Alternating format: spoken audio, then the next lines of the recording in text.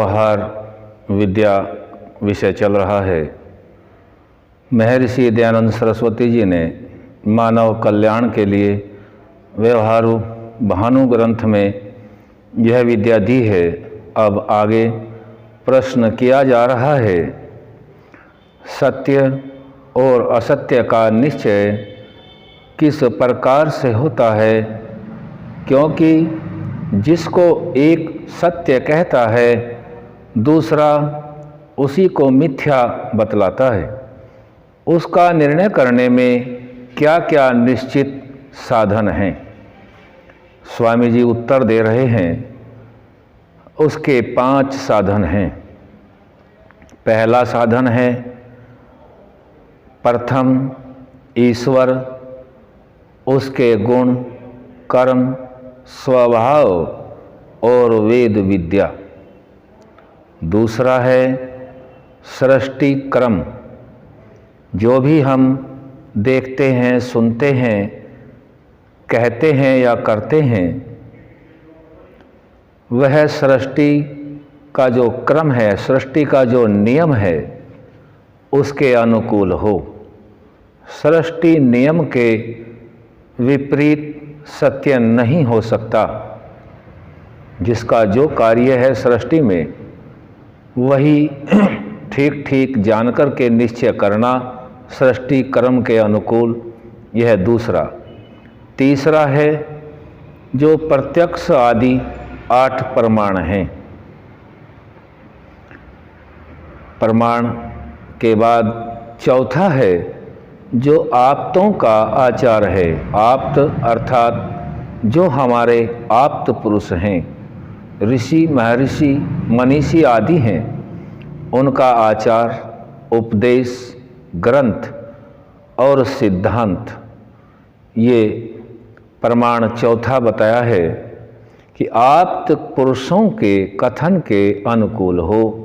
आप्त पुरुष उनको कहा है जो ईश्वर की वाणी वेद के अनुकूल आचरण करने हारे, संपूर्ण भूमंडल में सार्वभौमिक एक मत्य के मानने वाले, सभी प्राणी मात्र को ईश्वर की संतान, सभी का एक मत है, वही आप्तों का कथन होता है।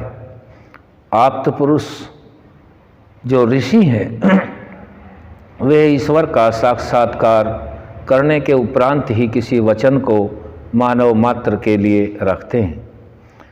ग्रंथ आगे बताए हैं। 5वां, अपने आत्मा की साक्षी, अनुकूलता, जिज्ञासुता, पवित्रता और विज्ञान। जैसे अपने आत्मा को सुख प्रिय होता है और दुख अप्रिय होता है, वैसे ही सर्वत्र समझ लेना, ये 5 प्रकार की साक्षी से सत्य और असत्य का ज्ञान होता है। इस विषय को स्वामी जी व्यवहार भानु ग्रंथ से समझा रहे हैं। ईश्वर आदि से परीक्षा करना उसको कहते हैं कि जो जो ईश्वर के न्याय आदि गुण, पक्षपात रहित सृष्टि बनाने का कर्म और सत्य, न्याय, दयालुता, परोपकारता आदि स्वभाव और वेदोपदेश से सत्य और धर्म ठहरे, वही सत्य और धर्म, और जो जो असत्य और अधर्म ठहरे, वही असत्य और अधर्म है। जैसे कोई कहे कि बिना कारण के और कर्ता के कार्य होता है, तो सर्वथा मिथ्या जानना। इससे यह सिद्ध होता है कि जो सृष्टि की रचना करने हारा पदार्थ हैं, वही ईश्वर और उसके गुण, कर्म, स्वभाव, वेद और सृष्टि कर्म से ही निश्चित जाने जाते हैं। दूसरा, सृष्टि कर्म उसको कहते हैं कि जो जो सृष्टि कर्म अर्थात सृष्टि के गुण, कर्म और स्वभाव से विरुद्ध हो, वह मिथ्या और अनुकूल हो सत्य कहता है।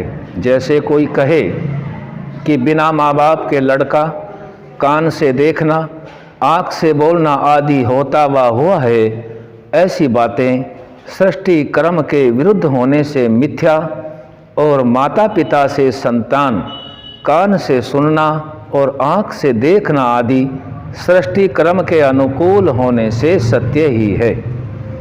तीसरा, प्रत्यक्ष आदि 8 प्रमाणों से परीक्षा करना उसको कहते हैं कि जो जो प्रत्यक्ष आदि प्रमाणों से ठीक ठीक ठहरे वह सत्य और जो जो विरुद्ध ठहरे वह मिथ्या समझना चाहिए। जैसे किसी ने किसी से कहा कि यह क्या है, दूसरे ने कहा पृथ्वी, यह प्रत्यक्ष है, इसको देखकर इसके कारण का निश्चय करना अनुमान। जैसे बिना बनाने हारे के घर नहीं बन सकता, वैसे ही सृष्टि का बनाने हारा ईश्वर भी बड़ा कारीगर है। यह दृष्टांत, उपमान और सत्य उपदेष्टाओं का उपदेश वह शब्द, भूतकालस्थ पुरुषों की चेष्टा, सृष्टि आदि पदार्थों की कथा आदि को एती है। एक बात को सुनकर बिना सुने कहे प्रसंग से दूसरी बात को जान लेना वह अर्थापत्ति, कारण से कार्य होना आदि को संभव।